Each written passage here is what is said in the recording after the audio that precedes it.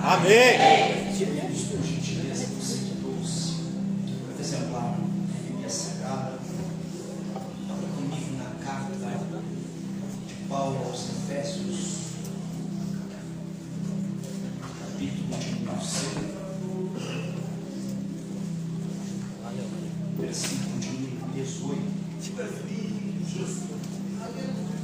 Carta de Paulo, carta do apóstolo Paulo, escrita aos Efésios, capítulo 5, versículo 18. Os irmãos procuram referir o texto que eu quero interpretar e externar a Deus toda a minha gratidão. Gratidão ao Senhor por mais esta rica, tão preciosa oportunidade que Ele está nos concedendo de retornar a esta casa, ser mais uma vez bem recebido. Para nós é motivo de grande alegria e de grande honra. Quero aqui agradecer a Deus, também agradecer ao nosso pastor, pastor Jackson, pastor Helena. Deus abençoe muito a nossa graça. Que saudade. Bom, quero agradecer mais obrigado pelo convite, pela confiança. Deus se abençoe poderosamente. Louvo a Deus pela vida do Samuel. Que honra, sempre uma alegria, prazer se ministrar Deus através da sua vida. Eu siga me abençoando. Estou feliz de ver minha amiga. Maia, Deus abençoe. Em nome de Jesus, te abençoe poderosamente. Deus, eu essa tarde toda, hoje foi o nosso crivo, e essa tarde toda na igreja. E quando eu cheguei em casa, eu pedi ao Senhor uma palavra para essa noite. O Senhor me conduziu até este texto. Eu tenho uma palavra de Deus ao teu coração. Você que encontrou o texto e ouve a palavra, diga amém. Amém. Está escrito assim: e não vos embriagueis com vinho, em que há solução do tempo, mas enchei-vos do Espírito Santo. Aleluia. Diga para quem está ao seu lado: seja cheio. Seja cheio. Diga para ele: você precisa ser cheio. Você nasceu para ser cheio. Aleluia. Amém? Vamos se você. Aleluia.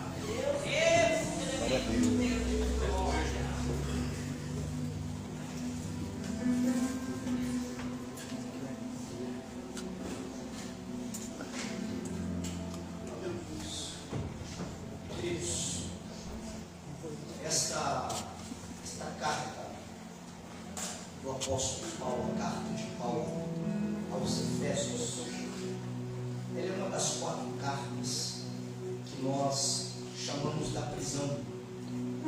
Paulo, ele recebe aqui a visita de 4 ilustres companheiros em sua casa.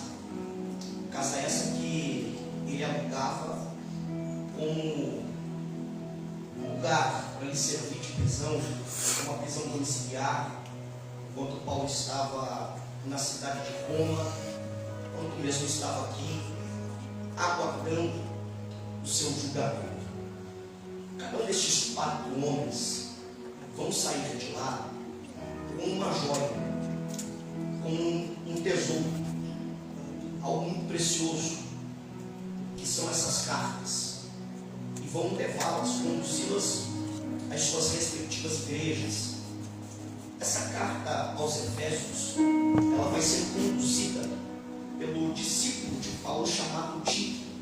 É ele que é o portador desta carta. A carta de Paulo aos Efésios, ela é considerada como uma coroa dos escritos paulinos. Alguns estudiosos dizem ser essa uma das cartas mais profundas que ele escrevera. Ela é de fato um poema de Cristo para a sua igreja. Ela fora escrita por volta do ano 60 a 62 depois de Cristo, onde Paulo aqui já deveria ter cerca de 52 anos de idade. O apóstolo Paulo está estava aqui sim preso em uma prisão domiciliar, como eu acabei de dizer aos irmãos, mas esta prisão de maneira alguma impedia Paulo de exercer o seu ministério. Pelo contrário, Paulo exercia o mesmo com total liberdade. Tanto é verdade que dentro desta prisão em Roma, Paulo escreveu aqui cartas e também pregou o evangelho aos soldados romanos. E é isso que eu acho aqui extraordinário, porque a cada troca de turno de soldados romanos, que eles ouviam a mensagem do evangelho através da vida de Paulo, eles saíam de lá transformados em soldados de Jesus Cristo. Então Paulo está preso, mas o evangelho não está preso. Paulo está preso, mas a ação de Deus não está aprisionada. Paulo está preso, mas Paulo está trabalhando. A prisão de Paulo não lhe impedia de trabalhar e de exercer aqui o seu ministério. Paulo, quando ele esteve em Éfeso, ele teve aqui, queridos, experiências simplesmente extraordinárias. Foi em Éfeso que ele ficou o maior tempo em uma localidade. Das suas 3 viagens missionárias, é aqui que Paulo ficou mais tempo. Ele fica aqui cerca de 3 anos. Paulo, ele chega em uma cidade onde havia todo tipo de crendice, exorcistas de profissão, feitiçaria, magia negra. E agora Paulo tem o desejo ou o projeto de evangelizar toda a Ásia, lembrando, sem recursos financeiros, até porque a igreja de Jerusalém também passava por um momento complicado, adverso, de crise, um momento difícil, sem internet, sem rádio. Tudo que Paulo tem é apenas um mapa da cidade, fé, direção do Espírito de Deus e uns 12 homens, isso, 12 homens, 12 discípulos que só conheciam o batismo de João Batista. E é Paulo olhando para isso, olhando para esse cenário, Paulo vai dizer: é o suficiente para que Deus, através da minha vida, comece a revolucionar esta cidade. É o suficiente para que Deus comece a trazer para este lugar um grande, verdadeiro, genuíno avivamento. É sobre isso que eu quero falar com você, porque esses homens aqui, eles vão receber de Paulo uma pergunta. Paulo, quando olha para eles, diz: por acaso vocês já receberam o Espírito Santo quando vocês creram? Eles olham para Paulo e dizem: Paulo, nós nem sabíamos que existia esse tal de Espírito Santo, a gente não sabe nem o que é. É aí que Paulo então olha para eles e diz: bom, deixa eu dizer uma coisa para vocês. Vocês precisam conhecer o Espírito Santo. Isso aqui é extraordinário, queridos, porque Paulo, quando chegou lá, não chegou perguntando quem era mais influente na sociedade, quem era político, para ter facilidade de entrar em alguns ambientes. Paulo não perguntou qual deles ali era rico, qual deles era formado, quantas línguas eles falavam. A pergunta de Paulo, a preocupação de Paulo está em saber: vocês conhecem o Espírito Santo? O Espírito Santo mora em vocês, vocês conhecem Ele, vocês têm a presença dEle. Porque Paulo está deixando claro: não adianta vocês terem influência na sociedade, não adianta vocês serem políticos, não adianta vocês falarem muitas línguas, não adianta vocês serem formados, se vocês não tiverem a presença do Espírito Santo. A obra que Deus tem para realizar aqui não vai acontecer, porque o que Deus tem que fazer aqui, só a presença do Espírito Santo é capaz de realizar, é capaz de fazer. É nesse momento que eles são rebatizados por Paulo, agora em nome do Senhor Jesus, e Paulo impõe a mão sobre eles. E quando Paulo impõe a mão sobre esses homens, diz a Bíblia que esses homens foram batizados com o Espírito Santo, e não somente foram batizados, na mesma hora eles receberam o dom de profecia e começaram ali a profetizar. Tem alguém que está entendendo o que eu estou pregando aqui essa noite? Paulo vai começar uma obra extraordinária na cidade de Éfeso, com apenas 12 homens, mas não eram qualquer homens, eram 12 homens cheios, transportando, cheio do azeite, cheio de poder, cheio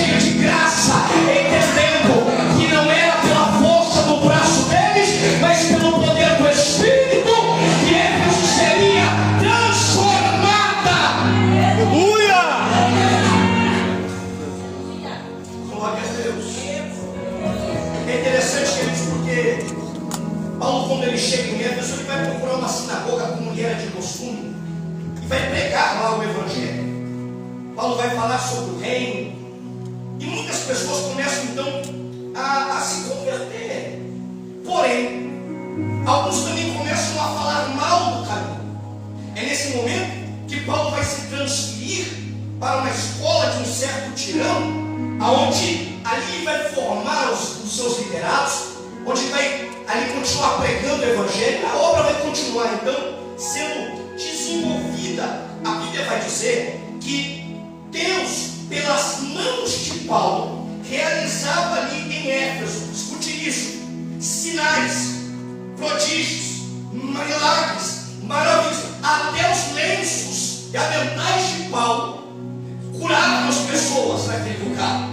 Era algo extraordinário que Deus estava realizando ali. Pessoas eram libertas de espíritos malignos, que fez com que atraísse a atenção de alguns exorcistas judeus, filhos de um sacerdote chamado Sefo. Eles, quando vê Paulo expulsando demônios em nome de Jesus, eles olham e dizem: vamos fazer como esse Paulo está fazendo, porque esse Paulo está ficando conhecido na cidade, esse Paulo está ficando famoso, esse Paulo tem poder, ele está fazendo algo aqui extraordinário. Eu já aprendi como ele faz. Ele chega para aquele que está endemoniado e diz: em nome de Jesus eu te ordeno, saia dele agora. E o demônio sai. Vamos fazer igual esse Paulo faz. Só que quando eles tentaram, deu errado.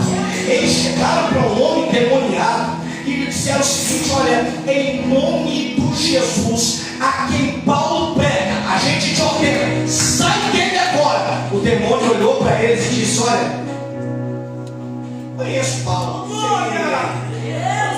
conheço muito bem Jesus, mas se vocês, quem são mesmo? Vocês quem são? Não é porque no inferno ninguém sabe da existência de vocês. Ah, vocês são filhos de sacerdotes famosos aqui embaixo, mas aqui no inferno ninguém te conhece.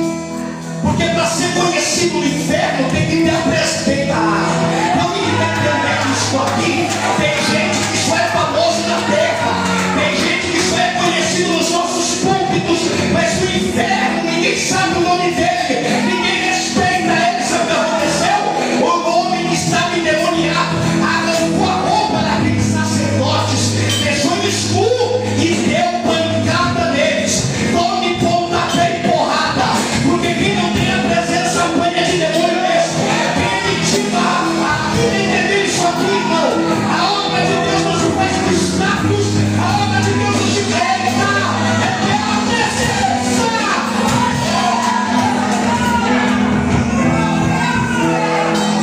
Não sei quem é você, não te conheço. Pergunta para o vizinho aí: você é conhecido no inferno? Quando o teu nome é citado lá, o inferno treme também. Oh, levanta cheia, em imaginação que quer ser conhecida só no âmbito terreno. Deus está procurando alguém que também queira ser conhecido lá no inferno. O inferno respeite, o inferno olha e diga: não dá não, a gente vai ter que sair dessa pessoa. Chegou alguém com autoridade, chegou alguém que tem a presença.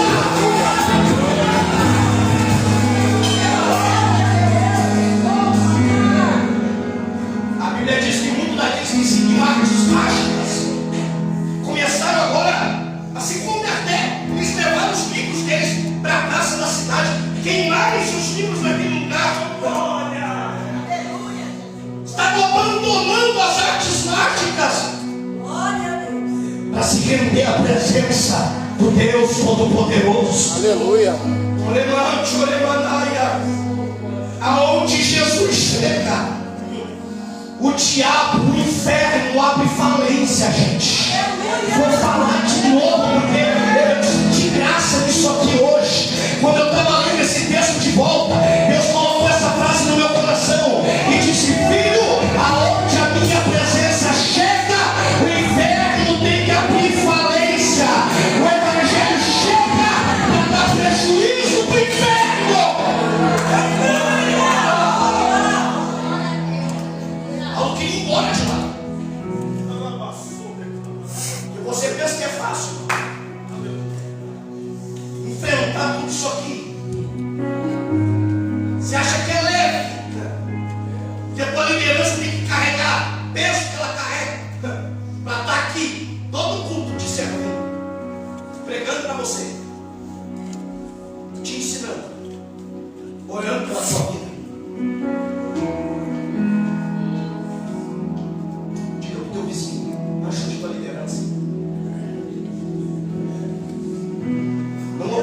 pastores a serem centralizadores.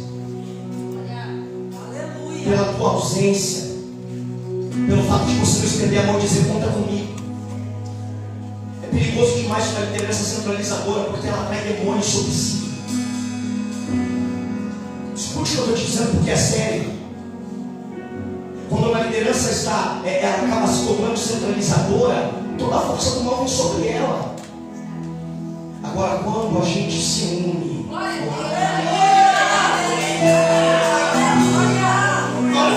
Bora, gente! Só que tem alguém que gosta de alvoroço, né?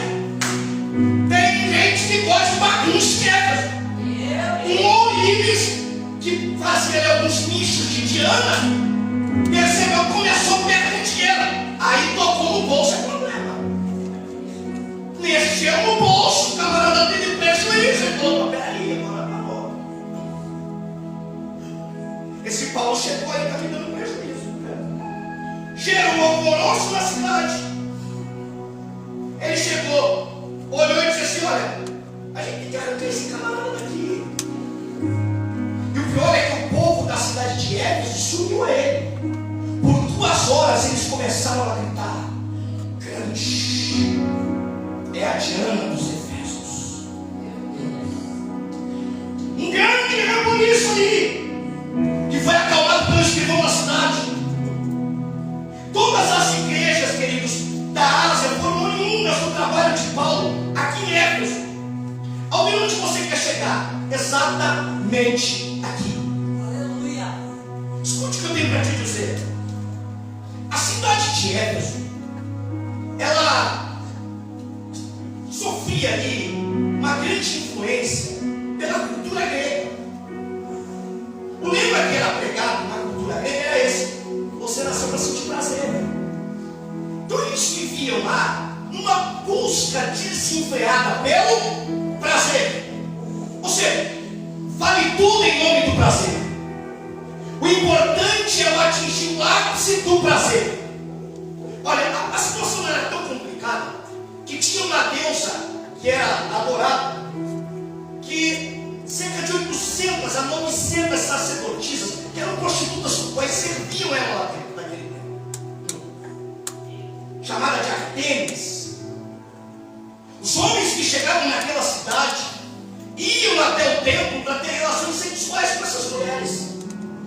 E eles entendiam que quando isso acontecia, os deuses do Olimpo estavam também se relacionando. E naquele momento, eles eram tão abençoados.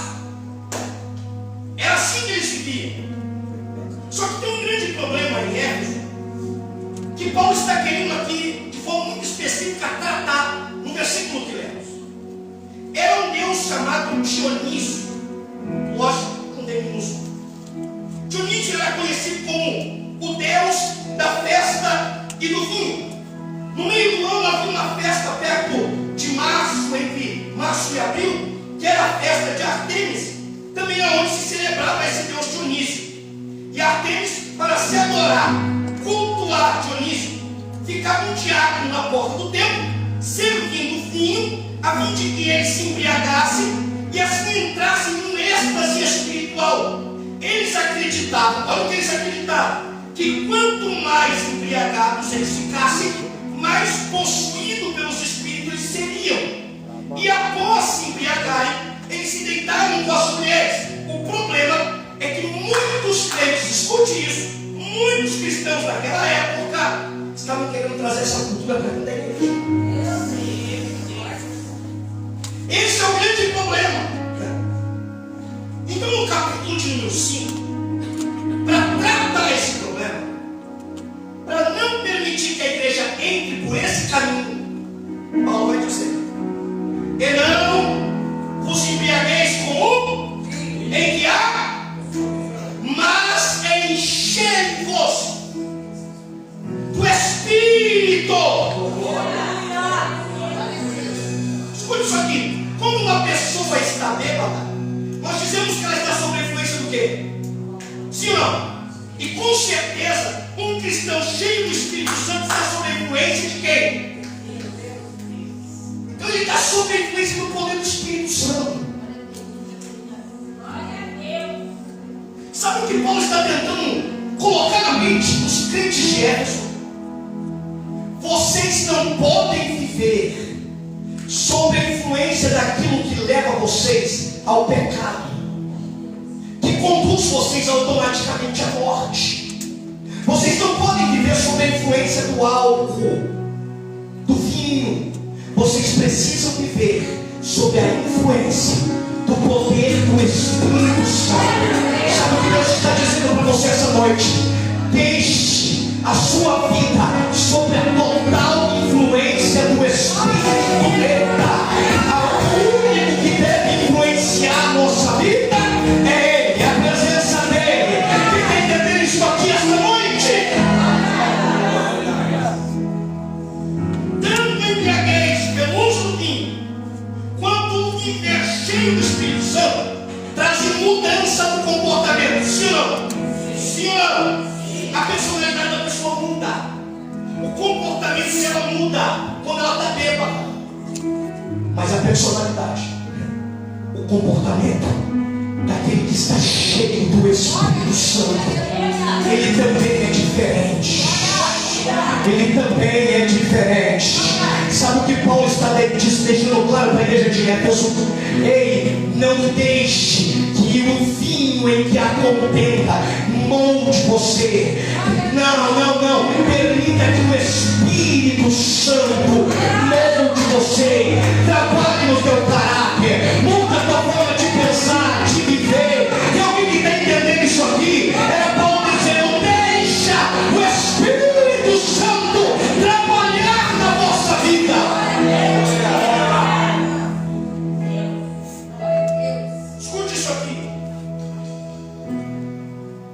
Paulo está olhando para eles e está dizendo: olha, a embriaguez leva vocês à ruína. A palavra grega que é assotia envolve não apenas a ação descontrolada do homem bêbado, mas também traz a ideia de desperdício.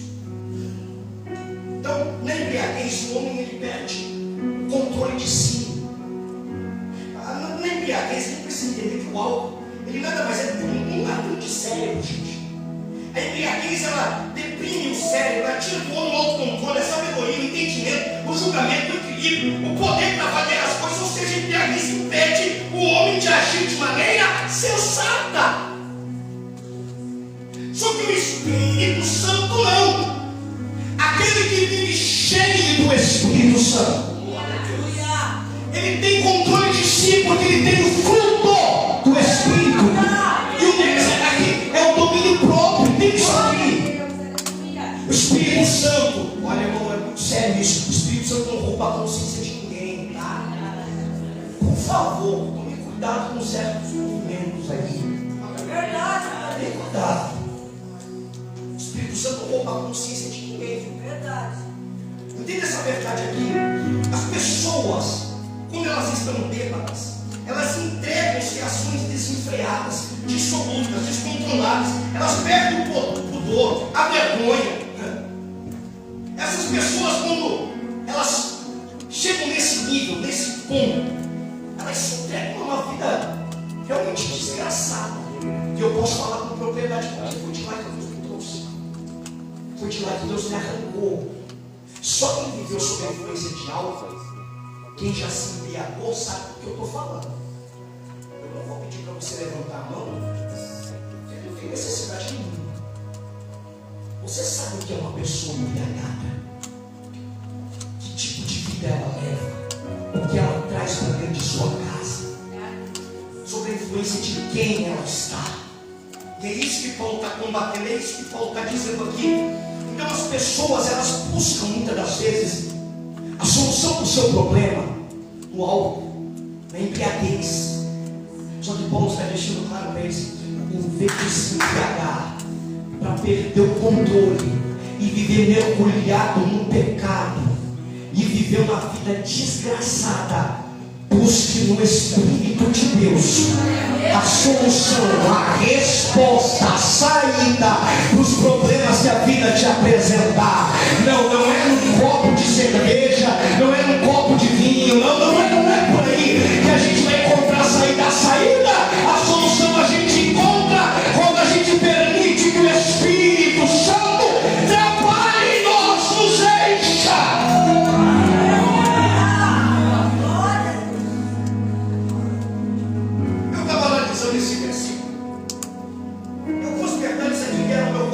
compartilho com você rapidamente em Gessé. E a gente já volta. Uma das coisas que eu percebi aqui é que o verbo aqui está no imperativo, sim ou não? Enchei-vos. Então, imperativo aqui, um outro verbal que exprime ordem. Então, Paulo não está aqui olhando para ele dizendo assim: olha, pensa bem, pode ser bacana você ser cheio. Olha, se quer um conselho, se enche do Espírito. Paulo está olhando para ele e diz assim: é ordem. Aleluia! Se eu recebo uma ordem e não executo ela, eu estou fazendo o quê? Eu estou fazendo o quê? Desobediência é o quê, gente? Desobediência é o quê? Pecado. Bate na mão de alguém e diga para ele: você está cheio ou não? Eu preciso falar, você já entendeu o que eu quis dizer? O que o texto está dizendo, não é o que eu penso, é o que o texto diz. Se é ordem e ela não está sendo executada, você está pecando. Deu para entender ou não? Então Paulo está dizendo: não é para você pensar se quer, se acha bacana, se não, hoje eu não. Você tem que ser cheio. Tem alguém que está entendendo isso aqui? Tem alguém que está entendendo o que Deus está dizendo para você? Glória! Só que esse encheios aqui está no plural, sim ou não? Então Paulo está dizendo para eles assim: olha, esse ser cheio do Espírito que eu estou dizendo para vocês não é privilégio de um grupo seleto. Não, é para pequeno, é para grande, é para rico, é para pobre. Alguém vai entender isso aqui, gente? É para jovem, é para senhora, é para quem entender. Eu não posso viver sem a presença dele. Eu preciso ser cheio do Espírito. Glória! Só que o verbo também está no presente, sim ou não? Ele está dizendo o seguinte: olha, o que Deus fez lá atrás na igreja primitiva, entenda isso aqui, para nós hoje, Ele continua fazendo hoje. Por que a gente não vê? É porque a gente não se dispõe a ser cheio. Diz alguma coisa aí. Então o problema não está em Deus, o problema está em nós. Claro que nós. Deus muda? Deus mudou? Deus é imutável. Se Deus é imutável, se Deus continua operando, se Deus continua enchendo, por que a gente tem que fazer?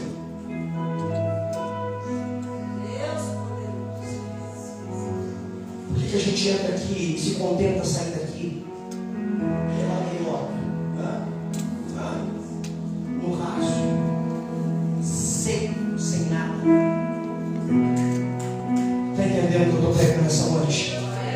Se Deus não muda, se é ordem, se ainda hoje Ele enche, eu não sei você, mas eu não quero sair daqui meio cheio, porque não tem meio cheio, irmão. O cheio é cheio. O texto aqui está deixando claro: deixe o Espírito Santo te encher, de forma que você transporte dele. O glória ao nome do Senhor. Aleluia. Seja cheio. A mesma graça, o mesmo poder, a mesma unção que os crentes da igreja primitiva provaram, nós também podemos provar hoje. Está disponível para a gente. Olha! Olha que coisa linda. O verbo também está na voz passiva, sim ou não? Significa o quê, querido? Que ficar cheio do Espírito Santo não é obra humana, é obra divina. Se não sou eu que me encho, se isso é obra de Deus na minha vida, qual a minha participação nisso? Então eu só não vou fazer nada se Deus quiser me encher. Me enche. Não. O que o texto está deixando claro: deixe-se encher. Deixe-se encher. Deixe-se encher. Deus, Ele quer, Ele pode, eu creio que Ele vai te encher, mas Ele está dizendo: para isso acontecer, eu preciso que você deixe, porque Ele também não divide espaço, entende isso aqui? Então existem algumas coisas que a gente vai colocando no lugar, e Ele está dizendo: não, eu quero te encher, mas você precisa deixar. E para você deixar eu te encher, tem coisas que você precisa começar a colocar para fora, tem coisas que você precisa deixar embora. Está entendendo isso aqui? Ele está dizendo para nós essa noite: eu quero, eu posso, e se você deixar, eu vou te encher do meu Espírito.